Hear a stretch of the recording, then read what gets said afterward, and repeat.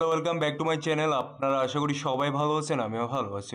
এই জায়গাটা থেকে অনেকে কিন্তু চিন্তা করতেছে যে মার্কেট এখান থেকে কি আরো ক্র্যাশ করবে নাকি এখান থেকে মার্কেট পাম্প করবে। দেখুন, গত কয়েকদিনের নিউজের যদি আমরা তাকাই সেক্ষেত্রে সবচেয়ে বড় যে নিউজটা বের হয়ে আসতেছে সেটা হচ্ছে ইলন মাস্ক এবং ডোনাল্ড ট্রাম্পের মধ্যে যে কনফ্লিক্টটা আছে সেই কনফ্লিক্টটা, এবং এটা কি কারণে তৈরি হইলো, কি কারণে এটা হচ্ছে, এবং সামনের দিকে আসলে এইটার কারণে মার্কেটের উপর ব্যাড ইম্প্যাক্ট পড়বে কিনা, এবং এই সিচুয়েশনে আমাদের মার্কেটে কি করা উচিত, প্রত্যেকটা বিষয় নিয়ে আলোচনা করব। তো শুরু থেকে এই বিষয়টা নিয়ে আলোচনা করি।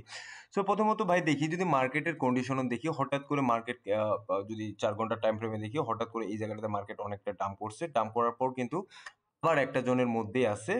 এখন এই যে জায়গাটা আছে এটা একটা রেজিস্ট্যান্ট জোন আছে ইয়ের জন্য, বিটকয়েনের জন্য। সো বিটকয়েন যেহেতু আমরা জানি যে বিটকয়েন পাম্প করলে অলস কয়েনগুলো কিছুটা পাম্প করে, আবার বিটকয়েন যদি ডাম্প করে অলস কয়েনগুলো কিন্তু আরো বেশি করে ডাম্প করে। সো এই জায়গাটাতে বিটকয়েন যখন ফল ডাউন করে তখন কিন্তু অলস যে কয়েনগুলো আছে সেই অলস কয়েনগুলো কিন্তু এখানে হিউজ পরিমাণে ডাম্প করে। সো এখন কথা হচ্ছে যে কনফ্লিক্টটা কি কারণে, এবং এই কনফ্লিক্টের কারণেই কি মার্কেটের মধ্যে এই ব্যাক ইম্প্যাক্টটা আসলো কিনা সে বিষয়টা নিয়ে আলোচনা করি।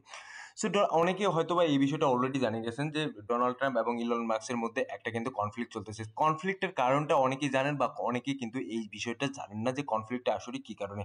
দেখুন, যখন ডোনাল্ড ট্রাম্প আহ, ইলন মাস্ক ডোনাল্ড ট্রাম্পের সাথে কাজ করা শুরু করলো, এবং ইলন মাস্কের একটা নীতি ছিল, সেই নীতিটা হচ্ছে যে অ্যাভারেজ কস্ট বা যে কোনো কস্ট, আমেরিকায় যে কস্টগুলো হচ্ছে বিভিন্ন প্রশাসন খাতে বা অন্যান্য খাতে, সেই কস্টগুলো কমানোর জন্যই কিন্তু ডোনাল্ড ট্রাম্প ইলন মাস্ককে নিয়োগ করছে। ডস নামে তাদের একটা প্রতিষ্ঠান আছে, সেই ডস প্রতিষ্ঠানের কিন্তু ইলন মাস্ক হেড ছিল। সো এই জায়গা থেকে হঠাৎ করে কি এমন হলো যে ডোনাল্ড ট্রাম্পের বিরুদ্ধে চলে গেছে, এগেনস্টে চলে যাচ্ছে ইলন মাস্ক।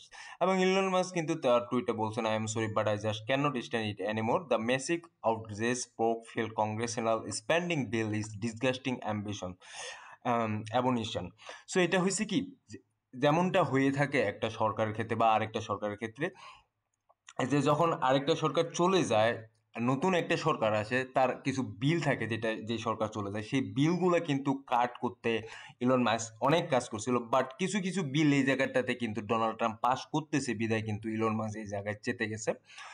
বেচারা এই জায়গাতে কিন্তু অনেকটা নিজে বলতেছে shame on those who vote for it, মানে নিজে মানে লজ্জার একটা বিষয় বলতেছে যে এটা আসলে যারা অনেক আমেরিকান এটার জন্য ভোট করছে যে অনেক বিল এই জায়গায় কাটছাট করা হবে, আহ, আমেরিকা আবার গ্রেড করা হবে এগেন, এবং আমেরিকায় প্রতিষ্ঠান থাকবে, শিল্প কারখানা থাকবে, সবকিছু থাকবে, এবং কস্টিং গুলা কমানো হবে এই জায়গাটাতে, যাতে আমেরিকার মানুষের এই জায়গাতে লাভ হয়, এবং ট্রিলিয়ন ট্রিলিয়ন ডলার যে ডেপ্থে পড়ে আছে আমেরিকা, সেটা থেকে যেন উদ্ধার হয়। এই বিষয়গুলো নিয়ে কিন্তু ইলন মাস্ক কাজ করতেছিল। বাট আনফর্চুনেটলি কিন্তু কিছু বিল আছে যে বিলগুলা অলরেডি পাস করতেছে, গত সরকারের যে বিলগুলো ছিল সেই সরকারের পাস করতেছে, এই সরকার পাস করতেছে। তো সেটার কারণে কিন্তু একটা কনফ্লিক্ট তৈরি হয়ে গেছে, এবং এই কনফ্লিক্টের কারণেই কিন্তু অনেকেই মনে করতেছেন মার্কেটে এই জায়গাটাতে একটা কারেকশন আসছে, এবং মার্কেটে এই জায়গাটাতে একটা কারেকশন আরো সামনের দিকে তারা লক্ষ্য করতেছে। সো কতটুকু সত্য, কতটুকু এখান থেকে আসলে আমরা বুঝতে পারবো যে না, এটা রাইট।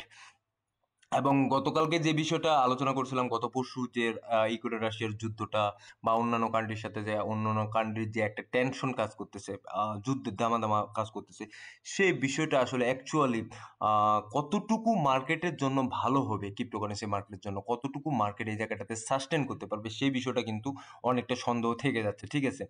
সো ওভারঅল যদি দেখি, গত 24 ঘন্টা এই জায়গাটাতে, গত 24 ঘন্টা কিন্তু মোটামুটি ভালো পারফরমেন্স করছে। বিশেষ করে যদি আমরা দেখি, গত 24 ঘন্টা এখানে 4%, 3%, 4% করে এইভাবে কিন্তু একটা এভারেজ পারফর্ম করছে, যতটা দাম করছিল গত পরশু। সো এখন কথা হচ্ছে যে ভাই মার্কেট কি কি করবে এই জায়গা থেকে।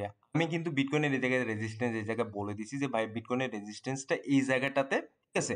সো এই জায়গা থেকে যদি মার্কেট এটা ফুল ব্যাক করতে পারে, ফুল ব্যাক করে এত দূর পর্যন্ত আসতে পারে, এটা ক্রস করতে পারে, দেন কিন্তু market it's okay now, and এটা খুব দ্রুত কিন্তু উপরের দিকে যাওয়ার সম্ভাবনা আছে। বাট এই জায়গাগুলো, যে জায়গাগুলো আমি মার্ক করে দিছি, এটা গত 4 ঘন্টার টাইম ফ্রেম, এই জায়গাগুলো যদি ক্রস করতে না পারে দেন কিন্তু মার্কেট গোয়িং ডাউন এগেন, আবার কিন্তু মার্কেট এই জায়গাটাতে গোয়িং নিচের দিকে আসবে। সো এটা কিন্তু আমাদেরকে খুব বড় করে এটা দেখার বিষয় আছে। যদি মার্কেট এখানে বিটকয়েনের মার্কেট এখানে নিচের দিকে চলে যায়, সো আমরা জানি যে বিটকয়েনের মার্কেট নিচের দিকে গেলে অলস কয়েনগুলো নিচের দিকে চলে যায়। সো আমরা সবসময় হতাশার মধ্যে একটা থাকি যে অলস কয়েন ভাই কি হচ্ছে, বিটকয়েন অল টাইম নতুন করে অল টাইম হাই ক্রিয়েট করে ফেললো, বাট অলস কয়েনের এই জায়গাটাতে কোনো মুভমেন্ট আসতেছে না। অলস কয়েন কি করবো না করবো, ভাই দেখুন মার্কেট যেভাবে পরীক্ষা নিচ্ছে মানুষের, এটা কিন্তু আসলে খুবই একটা হতাশার।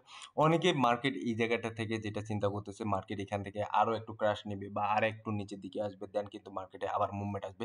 বাট ওভারঅল কথা হচ্ছে যে এখন কোনো নীতি কথার মধ্যে আসলে এই জিনিসগুলো চলতেছে না। বিশেষ করে আমাদের যেই জায়গাটাতে পুঁজি আছে বা আমরা যেই জায়গাটাতে পুঁজি ইনভেস্ট করছি, এখন এই জায়গাটাতে নীতি কথার কোনো প্রশ্নই আসে না। প্রশ্ন বা যেটা সলভিং যে প্রবলেমটা ইয়াটা আছে, ফেসটা আছে, সেটা হচ্ছে যে এখান থেকে কিভাবে বের হতে পারবো বা এখান থেকে কিভাবে সলভ করে বা এখান থেকে কিভাবে প্রফিট নিয়ে সামনের দিকে অগ্রসর হতে পারবো। দ্যাটস দ্য মুভমেন্ট বা দ্যাটস দ্য রাইট থিং। এই মুহূর্তে এইটাই মানুষের মধ্যে কাজ করতেছে যে প্রফিট নিয়ে ভাই বের করবো, বা নিজের যেই পোর্টফোলিওটা আছে, যেটা আমার ডাম্প আছে, সেই পোর্টফোলিও নিয়ে কিভাবে বাইর হবো, এটা নিয়ে আমি কিন্তু টেলিগ্রামে কাজ করতেছি। আপনারা টেলিগ্রাম জয়েন হতে পারেন। টেলিগ্রামে কিন্তু এই বিষয়গুলো নিয়ে আমি হিন্টস দিই যে কোন সময় মার্কেট কি করবে বা কোন সময় আপনার মনে করেন যে কোন কয়েনটা কিনতে হবে। এখানে অনেক মানুষ আছে, ম্যাক্সিমাম মানুষ যে কয়েনগুলো কিনে অলরেডি ফেসে আছেন, সেই মানুষগুলোর জন্য কিন্তু এই জায়গা থেকে আমার টেলিগ্রাম চ্যানেলে আমি বলি যে ভাই আপনি এইটা করেন বা এই কয়েনটা কিনেন, এই কয়েনটা কিনেন। কারণ অনেকে কিন্তু কয়েন সিলেকশনেও কিন্তু ঝামেলা করেন। সো আমি টেলিগ্রাম চ্যানেলে ওভারঅল সব কিছু আলোচনা করি, যেই আলোচনাকে কিন্তু এই মুহূর্তে ইউটিউবে আমি করতে পারতেছি না। সো আপনারা যারা আমার টেলিগ্রাম চ্যানেলে যুক্ত নেই, অবশ্যই আপনারা কিন্তু আমার টেলিগ্রাম চ্যানেলে যুক্ত হবেন, ঠিক আছে? সো এই গেল মার্কেটের অবস্থান, মার্কেটের সিচুয়েশন। সো যাই হোক, আপাতত যেহেতু মার্কেটের মধ্যে ওইরকম একটা মুভমেন্ট ক্রিয়েট হয়নি, সো এখন পর্যন্ত বলা যাবে না যে মার্কেট কোন দিকে অ্যাকচুয়ালি যাবে। বাট আমার টেলিগ্রাম চ্যানেলে আমি কিন্তু সিগন্যাল দিতে থাকবো, লং টার্ম শর্ট টার্মের সিগন্যালগুলো। সো ধন্যবাদ সবাইকে, ভালো থাকবেন, সুস্থ থাকবেন, দেখা হবে নতুন কোনো ভিডিও নিয়ে আগামী দিনে।